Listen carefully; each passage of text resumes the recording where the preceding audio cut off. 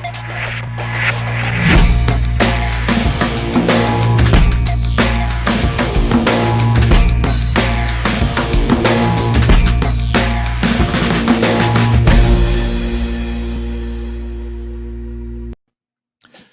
everybody, welcome to Daily Distinction. It's a Wednesday afternoon, and I'm really glad that you're here. Thanks for joining me. We've got a really interesting topic to talk about today, some things that leaders need to know during this incredible time of change and everything going on with the pandemic. So I want to pass along 5 important tips, 5 important aspects, things that leaders need to know. So that's what we're going to be talking about today. Glad that you are here. Thank you for subscribing and sharing. Gosh, just so many great comments here recently, and so many folks, that have mentioned that they watch on the replay. So, by the way, let me start again. I feel like a broken record sometimes doing that. But isn't that interesting too? Think of the things that some of us are used to saying that today's folks have no idea what we're talking about. So when I say I sound like a broken record, there's a huge amount of folks I realize that have no idea what I'm talking about because they've never tried to play a broken record. They played a CD or they stream. So I don't mean to be overly repetitive is what I mean, but thank you for sharing. And guys, so many of you folks are so kind to share. I know that Brian does all the time. Hey, afternoon coffee. I got mine right here, Brian. You bet. Great to join you with coffee this afternoon. I appreciate that. So Brian does a great job of that. Charles, I'm going to miss some folks that do it. Scott, several of you. Curtis. Hey, Curtis, good to see you. I was just mentioning your name. So greetings. You folks are so great at sharing, and I really appreciate that. And, one of the things, I know that when you share, you wonder, does anybody see it? Well, what happens is it really drives the views of the repeats, people that watch it after the show.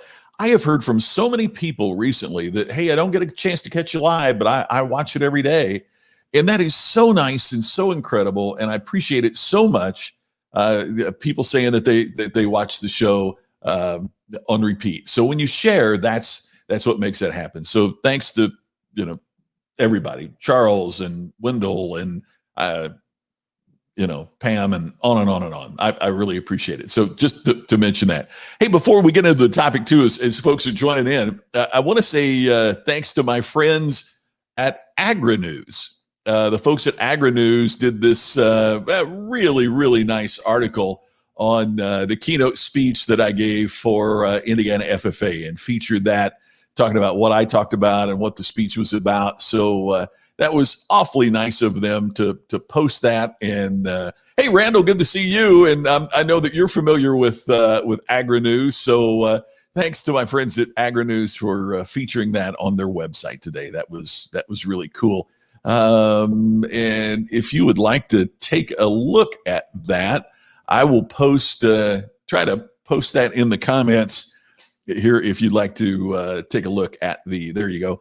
There's the link for what the article is in AgriNews. So thanks to those folks for sharing that. That really means a lot. Appreciate they did that. And great to see you back again, as always, Randall. Good to see you. And Scott, great to see you. I mentioned you earlier. Don't know if you were here, but how much I appreciate that you share. So thanks for that. Hey, Sonia wrote before we went on, I wanted to mention this. I appreciate that. The type of person who thrives on being organized. And by the way, Sonia, if there's an area in which I fall down, you have absolutely picked the one. That's the one I need to get better at. And it's part of how I appreciate working with Shelley, who keeps the wheels on the bus. And see, thank you. You're doing the work. I mean, you're somebody that's learning about the ways to manage your business and your time management to make all of that fit together and work together. So that's what we're going to focus on at the time we've got together here today. It's 5 leadership lessons for the pandemic economy. And I think it's important to note when you talk about these are lessons that are really important and critical. You don't have to be running General Motors for this to have value. If you're in small business, it's critical. If you are managing a family, with what you're doing as you're going through all these challenges and changes with your family, these are important. If you work for someone else, These are important as well. So it's about self-leadership as well as leadership of organizations. So some of them are topics that we've discussed before, but I wanted to put it in a way that if you wanted to jot them down, the five things that I think all of us need to know, and particularly those of us that are in positions of leadership, that we all need to be exemplifying as we go through such a turbulent world of change. And this one we've talked about before, but man, I had to get it right out front because I think I need reminders of it. And I think we all do. It's one of those things, even though we know, we got to make sure we keep it front of mind. And that is, number one is denying the problem never solves it. Denying a problem never solves it. I don't know if you've had any family members that have had to deal with rehab or with addiction issues, but one of the first things that they always talk about with the addict, but also with the family, is that you have to first of all acknowledge the addiction. You'll never ever make progress until you first of all recognize and realize the problem. And I think there's such a lesson there for all of us, is that if we don't acknowledge the problem and understand the problem and pursue solutions, it's never going to get solved. I think in this time of change, it is so easy to pull the covers over our head. It is so easy to say, oh, well, this too shall pass. Let's just hunker down and get through this, that we deny the problem, or we ignore the problem, or we don't work hard enough to identify the problem, right? I mean, using the addiction example, if someone shows up late for work, that might be the symptom, but not the problem. You with me? In other words, if they show up late for work, one of the things that they talk about is if somebody shows up repeatedly late for work, you think, hey, they need to be more organized. They need to show up on time. Maybe they have a personal problem. Maybe there's something. So just making sure that they're on time for work might ease the symptom, but it doesn't cure the problem. So many times when we're faced with challenges and changes, we want to cure the symptom, but we don't want to solve the problem. We want the symptom to go away. We don't want the hassle. We want the symptom to go away, but we don't focus enough on the real issue, the real problem. One of the things that surprised a lot of folks that I wrote in the book Iconic is that one of the 5 factors for iconic performance is that iconic leaders and organizations go negative. I didn't say they are negative. I said they're willing to go negative. In other words, they're willing to drill deeply into what's wrong. They're willing to drill down into how are we messing up here? They're not afraid to confront the negative. Yet and please don't get me wrong, I'm a positive thinker. I want to be a positive person. But it's like ignoring the night because you love the daytime. The night's there. Part of the reason we know happiness is because we've experienced sadness, right? You have to have the contrast.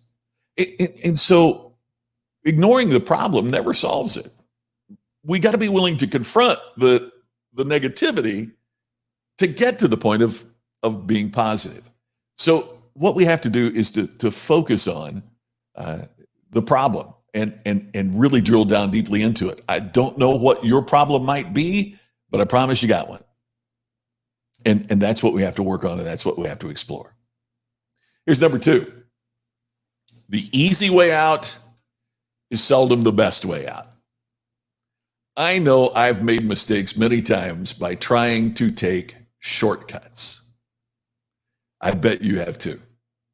And what we need to recognize and what we need to understand is that when we look for the easy way out of a situation, it's seldom the best way to resolve a situation. You with me? Now, don't get me wrong. One of the things that we should be striving to do is to learn more to make it easier to resolve issues, but not looking for the easy way out. So what's the difference? Well, speakers, Clement Stone, 70 years ago, wrote about OPE. He defined that as other people's experience. In other words, if you could study the experience of other people, you could apply their experience so that you don't make the same mistakes. To me, that's not taking the easy way out. That's taking the educated way out. I spent a lot of time yesterday as part of a mastermind group that I'm involved in. And why do you do that? To learn better ways so you don't make the same mistakes. You don't need to make it harder on yourself. That's not what I'm saying here at all. Leverage contacts that you have, opportunities that you have, things you can get involved in. I think everybody should be a part of some kind of mastermind, whether it's one that you pay for, that's a paid mastermind, or whether it's a group of people, like people in your community that you get together just to have coffee, once a week or once every other week, just to talk about how they're doing things or what they've learned. Napoleon Hill is one who really originated that, the concept of the mastermind, which is if you put people together, they're thinking about a problem, it's almost like as if they create a new mind that shares all of the knowledge and the ideas that they have. And that's why I'm such a big proponent of it. It's so hard sometimes to see the solutions for your own business, even as you can readily identify how somebody else might need help. So all of that is really, really incredibly important. So finding ways. Hey, Kirby, good to see you. Kirby is part of a mastermind group that we have with the Ultimate Business Summit. So Kirby, you know exactly what I'm talking about. That you've shared ideas that have illuminated me. Hopefully other folks in the group have shared ideas. And I know that you and I have had conversations like you'll go, I never thought of that. Or you'll say something, man, it's a different perspective. So you're an example of what we're talking about today. So thanks for being here. Nyla, always great to see you. It means a lot when you take time to be here. Weldon, I mentioned you earlier. I don't know if you heard it. I mentioned you're one of the folks that's kind enough to share the show, and I appreciate you taking time to do that. Darcy, yeah, you're right. You read my mind. I was just thinking about that. I sometimes taking that easy way out, there's unanticipated consequences and unintended consequences that sometimes create more problems than they solve. There's a reason behind that. Yeah, Kirby, absolutely. Good. I appreciate that. So good. And Weldon, holy cow, I didn't know you knew Marty Coates. So it's that 6 degrees of separation thing. That's pretty crazy. So pretty amazing there. So the easy way out is seldom the best way out. Again, I'm not saying make it hard on yourself, but that's one of the great things about a mastermind. I'm in some paid masterminds that I've invested, and it's so funny. When I decided to do one of them, Tammy rightfully said, "Wow, you're going to pay that just to talk to? You get paid to talk to people. Why are you paying so much to be a part of a group just to talk with others?" And I said, "It's the cost is what it would cost us because of the opportunities that we miss. Because this is an investment, and it's amazing. I mean, every one of them that I've been a part of has been an investment that has made money, either in terms of increased business and increased profitability, or the avoidance of mistakes. Right? Where somebody in the mastermind group says, "Are you sure you really want to do that? Is that where you want to spend your money and your time?" Time is the non-renewable resource, right? And so sometimes by taking the easy way out, it's kind of like what Darcy mentioned. But by taking the easy way out, we create these new problems that take more time to solve, and I can make more money, but I can't make more time. So yeah, absolutely, Kit. The easy way out sometimes allows you to avoid the real problem, and it's like cheating at solitaire, right? The only person that you're fooling is yourself, right? It doesn't do you any good. You're exactly right. There's my pal Ken Walls. Great to see you today, Ken. Marty, always great to see you. And by the way, while Ken's here, I will absolutely make certain to mention on Sunday nights you got the Ken and Glenn show with a guy named Scott, and I hope you check in with that every Sunday night. So And Marty, great to see you. I was talking about FFA a little earlier. I don't know if you had a chance to see that or not. So number 2 is that the easy way out is seldom the best way out. Here's number 3, and it's one of those that kind of makes you a little uncomfortable because it's Larry Winget talks about he had this T-shirt that he sold, and the T-shirt said, "Shut up, stop whining, and get a life," which is what a great phrase. And Larry has talked about that for quite a while. And so Larry would sell these T-shirts after he spoke, and it would have that on it: "Shut up, stop whining, and get a life." And Larry said, without fail, people would come up to buy the T-shirt, and they would go, "I know somebody that needs that." And no one would ever walk up and say, "Man, I need that." Right? So Larry printed up a second run of T-shirts, and it was turned upside down and flipped. So if you look down at your shirt, it was saying that right back to you. And he started selling them in pairs so that you could have one to give to somebody else, but one to remind you of that. So this next one I'm going to tell you is one that I know, I get it. It's one of those that we would say, I know somebody that needs this. I will also suggest maybe, possibly, you and I need to be the one that thinks about this. Here we go. Number 3. People usually overvalue their contribution, and they undervalue the impact that they have on others. Let's unpack that for a bit. Let me catch up here on a couple. That's how you look at joining Next Level. Yeah, it's paying huge dividends. You bet, Weldon, and that's critically important, right? It's an investment. Benjamin Franklin said, "An investment in knowledge always pays the highest dividends," and I think that's true. Oh my gosh, is Glenn Morshower here today? Cheating at solitaire. You like that? glad you like that, my friend. Great to see you here today. Thank you. I'm the kind of person who sticks their head in the sand to avoid the conflict. Yes, Sonia, and sometimes the conflict is with ourselves, right? I mean, sometimes it's the things in ourselves that we don't want to that we don't want to confront. But one of the things that I've learned is sometimes having this, I don't know if conflict or confrontation, those sound so challenging, but sometimes having those discussions early prevent the blow-ups later. And it's hard. It's difficult. That's why we have so many blow-ups, right? They have so much like that going on.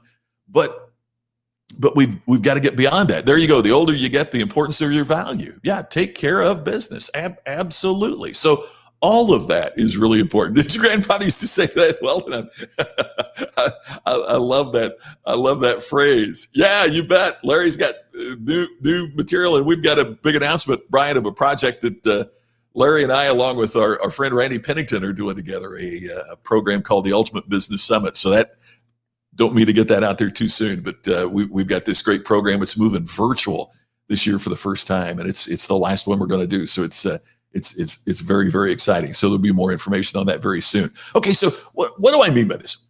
People usually overvalue their contribution. Have you ever noticed, and particularly if you have people that work for you, that when you ask somebody about what they did, they usually tend to overvalue that when they discuss it or when they describe it, particularly if you're having a conversation with somebody about getting a raise, and they will try to justify why they deserve higher income from you, why you should be paying more money for what they're doing. And as they describe it, quite frequently, they overvalue what they contribute, not realizing how that fits in the broader scheme of things. But yet, they undervalue the impact that they have on others. And as leaders, we have to be very aware of that. So what does this mean? It means that somebody, for example, let's say you're running a car dealership, and there's somebody that works in the service department, and they're rude to customers. So you call them in, you talk to them, and they say, "But you don't understand. I'm a great mechanic, and that's what keeps the doors open of the service department. So it doesn't matter how I treat customers because I'm really great at fixing cars." Okay, so think about that for a minute. There are other people who can fix cars That's table stakes if you're in that business, because customers assume the car is going to be fixed right. If you can't do that, you got a problem. But what keeps customers coming back is that feeling that you value their business. So the impact that you have in the conversations that you have with customers is often undervalued by the employee, but they overvalue how great they are in terms of what they deliver. So what we have to do is during, and particularly during this time of challenge and change, where how we make our customers feel has never been more important, right? It's the old quote that we've said many times from Maya Angelou, who said, people will forget how you made them think, but they'll never forget how you made them feel. And so how you make them feel has more importance than ever. And many times people undervalue that, the impact that they have on others. Yet they overvalue how important they are or what they do or how much they know. And when that's a little easier to find. So make certain that, and don't do this yourself. Don't overvalue your contribution, but undervalue the impact that it may have on others. So it's critically important that we focus on getting that right. Here's the fourth one. Smart innovation is usually less costly than you believe. It gets back to what I was talking about earlier about, paying to be a part of the mastermind. And Weldon, you were mentioning that as well, is that you look at this number and you think, wow, that's but in terms of what it develops in terms of your productivity and what it develops in terms of how you think about your business and some of the tweaks that we can make to innovate, it's far less costly than what we usually believe.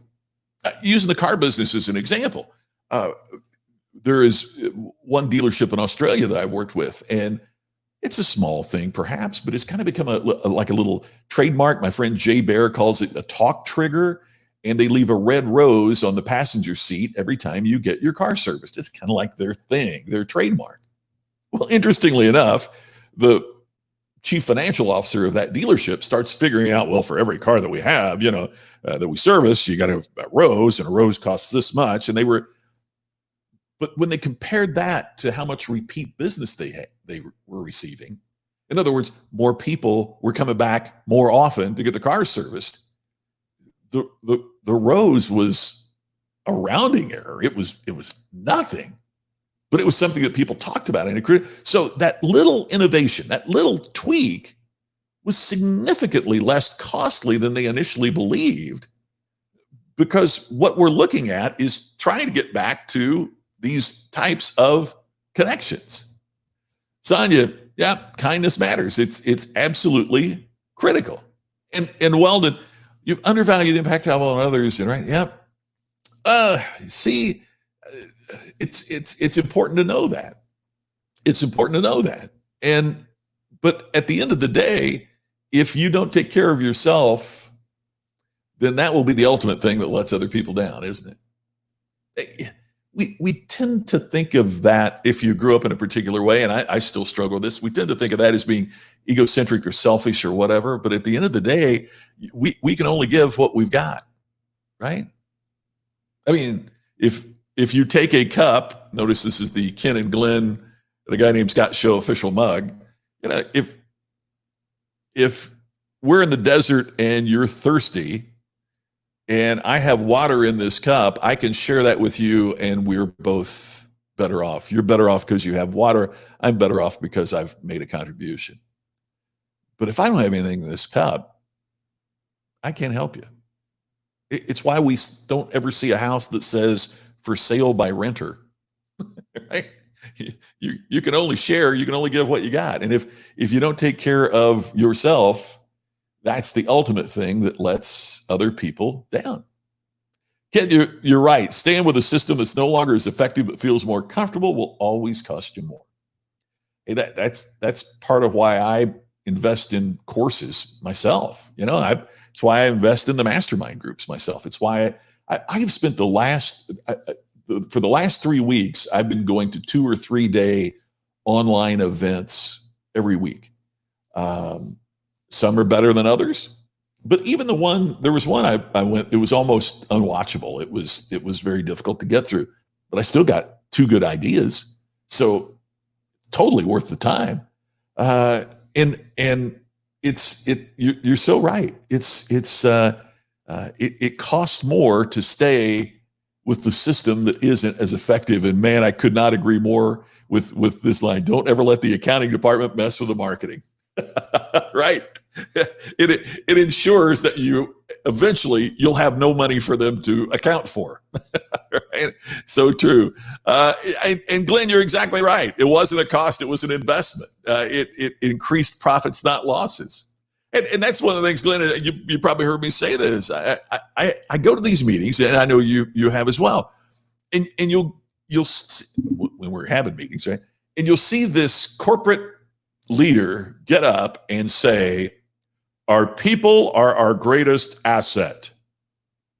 And I always want to jump up and say, then how come you treat them like an expense? An expense is something that we try to minimize. Why spend more than you have to? Let's reduce our overhead. Let's minimize our expenses.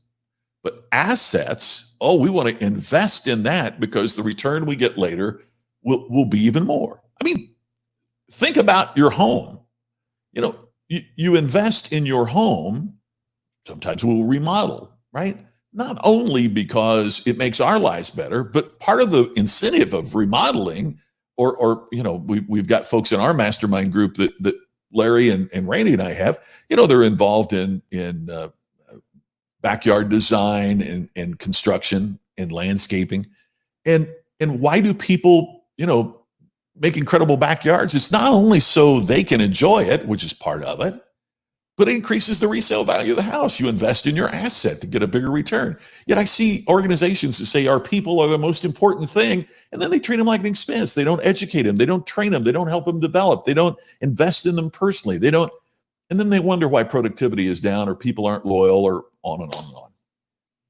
It's to borrow from Kit, it's not only the accounting department running marketing, it's the accounting department running human relations and training, which is always going to get us in trouble.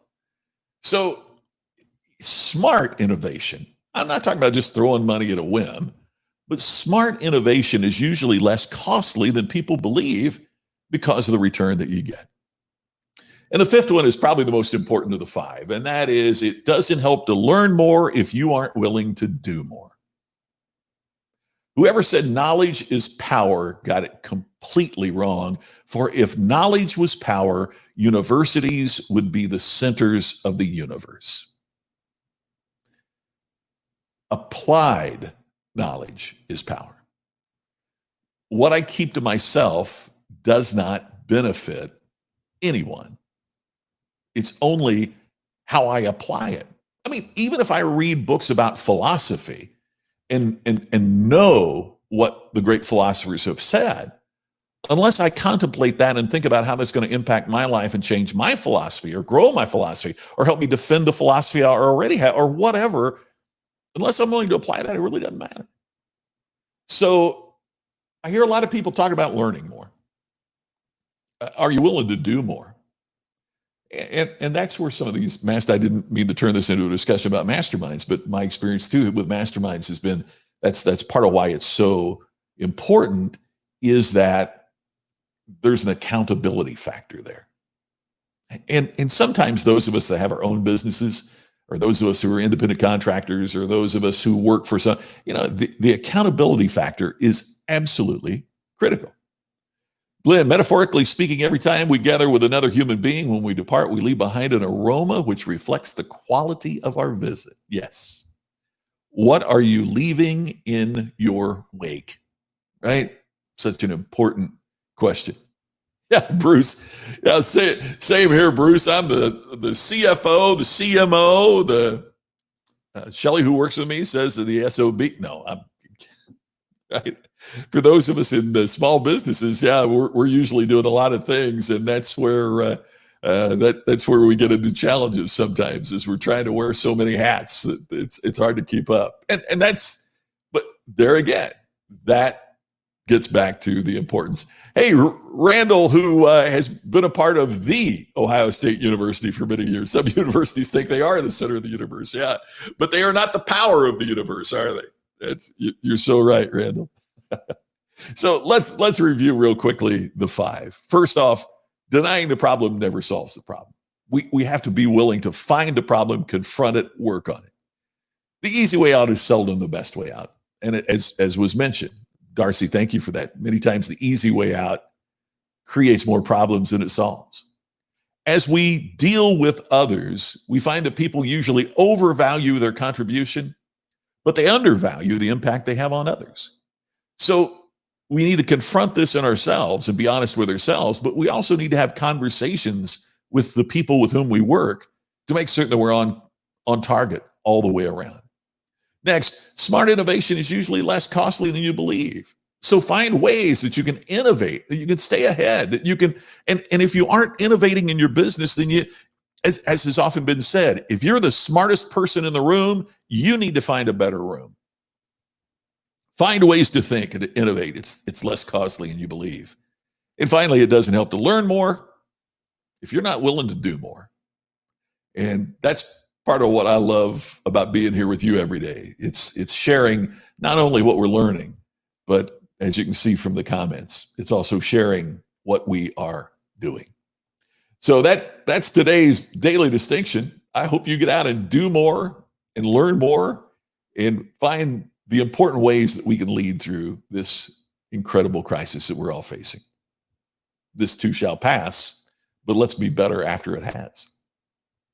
Hey, thanks again for sharing. Thank you for your participation today. It means the world. My favorite half hour of the day. I love being here. Hey, Marty, thank you so much. Oh, man, it's my privilege. It's an honor that you take time to watch, and I appreciate that so much. Weldon, thank you. That means the world, my friend. I really appreciate that. Kit, always great to connect with you. You're very kind. So I look forward to talking to everybody again tomorrow. Thanks for being here. We'll see you tomorrow on the next Daily Distinction.